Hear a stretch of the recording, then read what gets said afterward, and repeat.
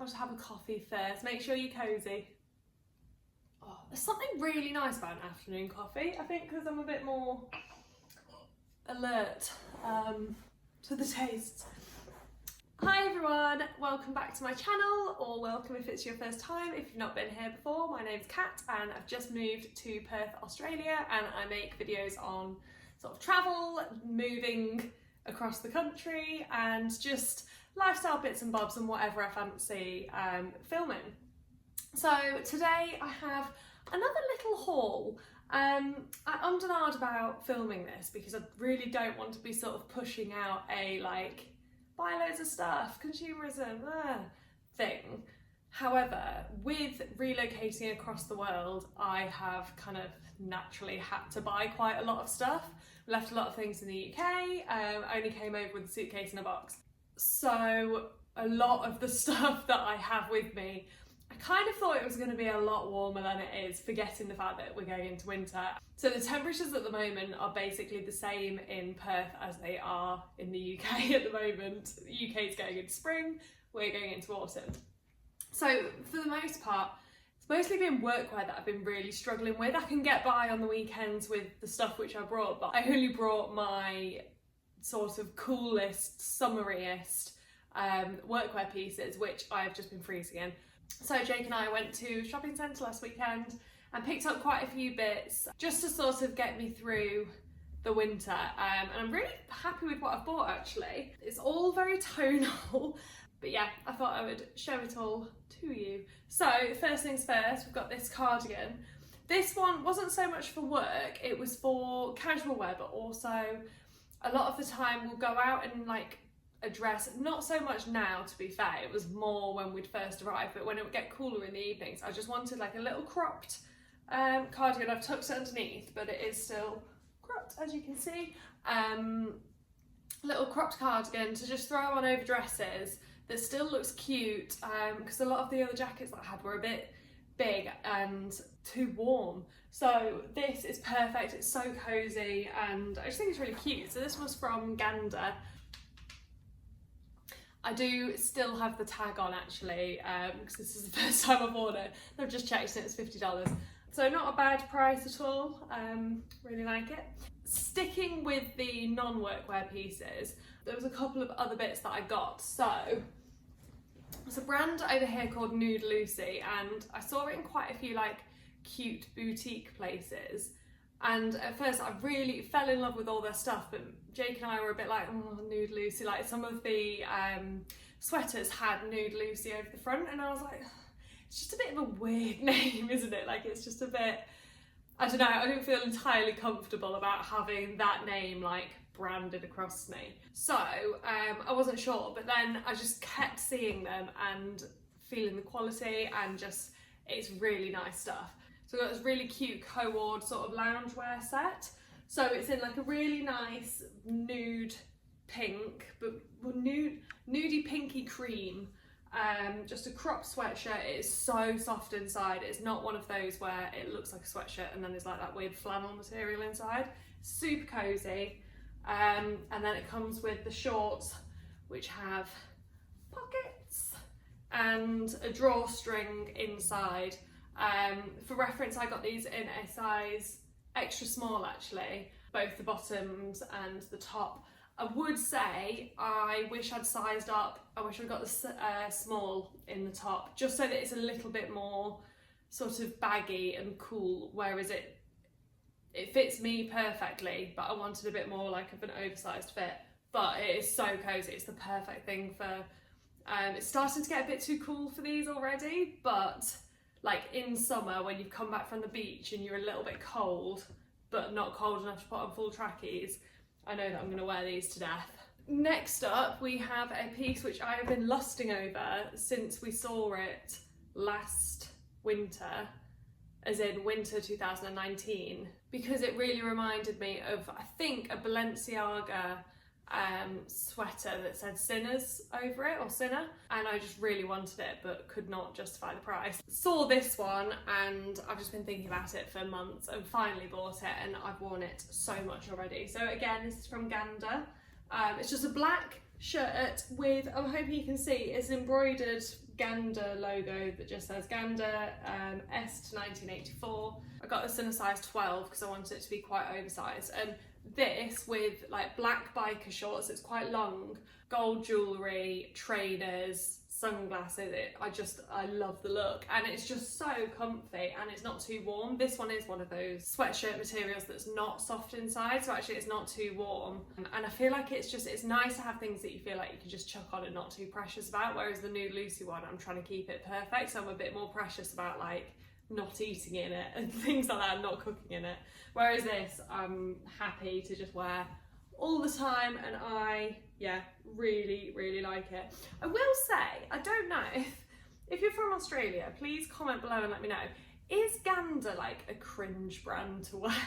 Because Jake and I think it's really cool, but we don't know if that's because we're British and if it's like a really obvious thing that's like, that just shows that we're really British, that we really like it. I've seen a lot of teenagers wearing it, so that makes me think it's a bit not so cool for a 26-year-old to wear, but also I love it. I just love that jumper, it's so cozy. So now onto the workwear section. So I will clarify that my work is very casual, like jeans, trainers is fine. So it's not like proper workwear.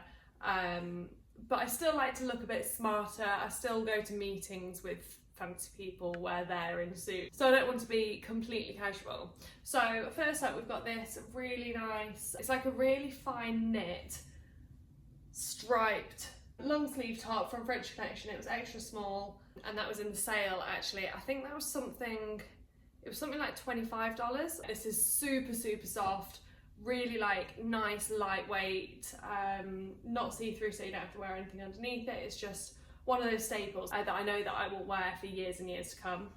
Next, I wasn't even going to mention it, but I feel like it's worth mentioning, just a real basic. This is a Uniqlo long sleeve black top. I have a couple of pairs of like tailored camel and nude trousers, like two different pairs. And this just looks really nice, sort of tucked in. I got it in a large, so it's got a bit of a slightly oversized fit. I didn't want it to be tight fitting.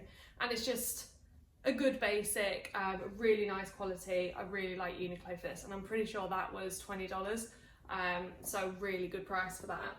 Next up, we've got a little camisole, which is actually really cute underneath blazers and cardigans, and in the summer obviously I'll wear this on its own. I apologise that it hasn't been ironed, but you can see it here. It's a linen camisole from H&M. I got this in sale actually for a really good price. Again, I can't remember exactly, but I think around $12. It was really reasonable. And yeah, I just really like it. It's got these really nice like brown and cream buttons. It's just really nice. Next up, we've got another top from H&M, which is another blouse. This is really like, I say outside my comfort zone, it doesn't look that fancy, but it's not the sort of shape that I would usually wear. But I really like it. I actually got this a couple of weeks before our shopping trip, and I've got another one similar because I just think it's really flattering. These slightly puffed sleeves. It's got a really nice, almost like a sweetheart neckline, but there's no cleavage or anything, which is obviously perfect for work. And it's got these darts so that it's sort of pulled in slightly and slightly more shaped around the waist. And it's just really nice. I love the sort of palette of it. It goes with anything and you can dress it up, and it's the perfect top for like, you know, jeans and a nice top sort of vibe, which I really lack in my wardrobe. So yeah, really like that. It goes with everything. It's just a really nice piece.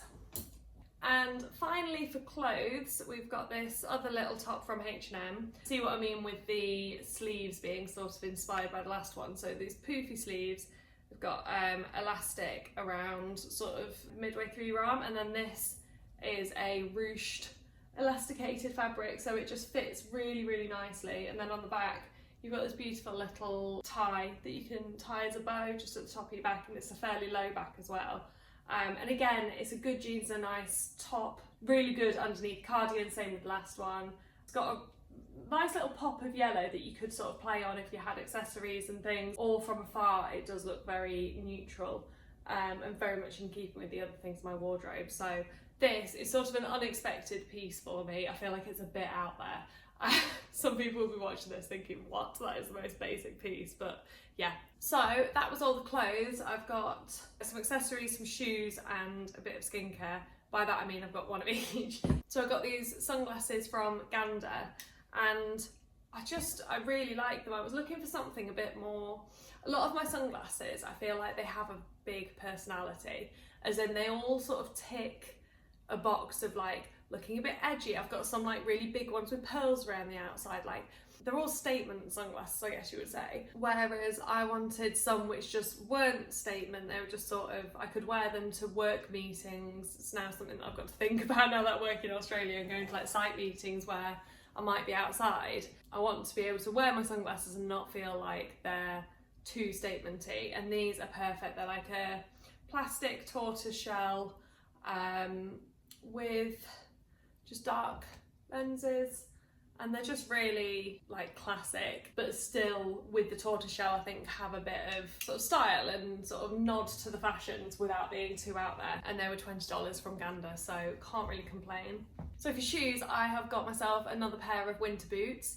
I think every year almost, like, I have to buy another pair of winter boots, and it's so frustrating, isn't it, that every year I feel like I'm like, oh, I'm getting an investment pair and I'm going to make sure that they're really good quality and that they last. But because you end up hammering them the whole season, or in the case of the UK, the whole year, they just don't last, do they? So I've got a new pair, and I tried to learn a little bit from my last pair. So I got these ones from, I don't know how you say it, it's Midas or Midas or Midas, I'm not sure. They've got elasticated down the side, so you pull it on, there's no like zip or anything. So that, I asked in store, I was like, because she said that she had them, the lady who served me, and I was like, does that bit sort of stretch over time and like lose its elasticity? And she said no, but then I suppose she works there, so she would do. That's the only concern with them. One thing for me is that I always want the top bit of boots to be as tight to my skin as possible. Like, I don't want a sock boot, because I still want them to be made of leather, but just so that I think it gives a really nice length to your leg and doesn't cut you off too much. So I always make sure that they go up slightly further and that they, are a little bit tighter, and it means that you can wear them with dresses and things as well and then not look funny. And also I made sure that it had a rubber sole on them. I had another pair from Vagabond in the UK, but they were a beautiful, beautiful shoe. I loved them. And they were like full leather. These are full leather upper and inner, which I always look for in boots because it does improve the longevity. But my Vagabond pair had a leather covering on the heel, which looked lovely. But after a year, it just got so scuffed from, like stepping on escalators and things, like just things like nicking at it, and it just started peeling off. And that's the thing that made them look really tatty. They weren't actually worn out in terms of the rest of the shoe. So yeah, rubber sole, leather upper, and I think these will hopefully last me, considering I don't think I'll be wearing them throughout the whole year in Australia. Hopefully they'll last me a bit better. But yeah, really happy with those.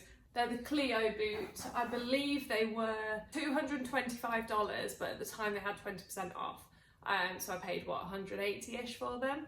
So not too bad. I'm hoping they will last me. And finally, I wanted to give an honourable mention to a bit of skincare that I've bought. I've not tried it yet, obviously it's still in the box, but I was just excited to buy this. So it's the Drunk Elephant Sly Makeup Melting Butter Cleanser, which is my first ever Drunk Elephant product, and I've just heard so many good things. I'm currently running out of the Clinique Take the Day Off cleanser, which I do really enjoy it, but it's a very basic product. I think it's just like, it's a really nice cleanser and it ticks all the boxes, but there's no like added extra oomph to it or anything. So we'll see if there is with this one. I think the thing that I'm missing is the scent, but obviously Drunk Elephant doesn't use any scent, so I don't know if that will actually, if there'll be a difference. Now that's snazzy. First time taking it out of the box. It's got a little spatula in, but it's got a magnetic top, so it just sticks on the top. Yeah, doesn't smell of anything, but it looks quite nice. And then within that, I do really like this about Drunk Elephant as well. They always give you a sample of another product, like a teeny tiny sample, but whenever you buy anything, which is really cool. I think it's a really clever idea. So this is yeah, 3 grams of their Bamboo Booster Exfoliant Physique.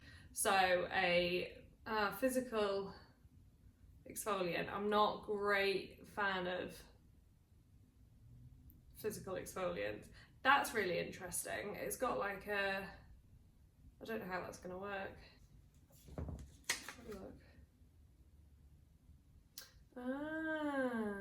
Oh no, that is quite clever. Okay, I've read about it. P.S. I added a vial of charcoal and superfine bamboo for physical exfoliation 1 to 2 mornings a week. Sprinkle a little in the palm of your dry hand and mix with the cleanser. So yeah, that's very interesting that they give you that with it. So yeah, I'm really looking forward to using that actually. Getting stuck in, but I've got to finish up my Clinique one first. So that was my little haul of my shopping that I did last weekend. I really enjoyed doing that shopping trip actually. It's been years since I've spent a whole day in a shopping centre dragging my poor boyfriend around every shop. So I hope you enjoyed seeing what I got, and I will catch up with you guys soon. Bye!